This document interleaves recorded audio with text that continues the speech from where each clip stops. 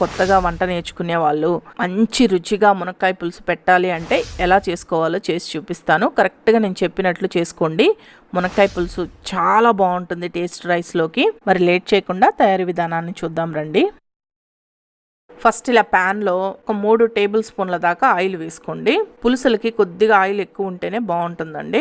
అలాగే నేను ఇక్కడ పల్లి నూనె వాడుతున్నాను. మీరు సన్ఫ్లవర్ ఆయిల్ అయినా వాడుకోవచ్చు. ఇప్పుడు ఈ నూనె కొద్దిగా కాగిన తర్వాత దీంట్లో ఒక 1/2 టీ స్పూన్ కంటే కొంచెం తక్కువ మెంతులు వేసుకుంటున్నాను. మెంతులు పులుసులో వేసుకోవడం వల్ల పులుసు చాలా రుచిగా ఉంటుంది. మెంతులు ఎక్కువ వేసుకోమాకండి, పులుసు చేదనిపిస్తుంది. దీంట్లోనే ఒక 1/2 టీ స్పూన్ ఆవాలు, ఒక 1/2 టీ స్పూన్ దాకా జీలకర్ర, 1/2 టీ స్పూన్ పచ్చిశనగపప్పు, 1/2 టీ స్పూన్ మినపప్పు వేసుకొని ఈ ఆవాలు చిటపటలాడిందాక వేయించుకోండి. ఇప్పుడు పోపు దినుసులు వేగిన తర్వాత దీంట్లో ఒక 5-6 వెల్లుల్లి రెమ్మల్ని కచ్చా పచ్చగా దంచి వేసుకొని వేయించుకోండి. ఇప్పుడు ఈ వెల్లుల్లి కూడా వేగిన తర్వాత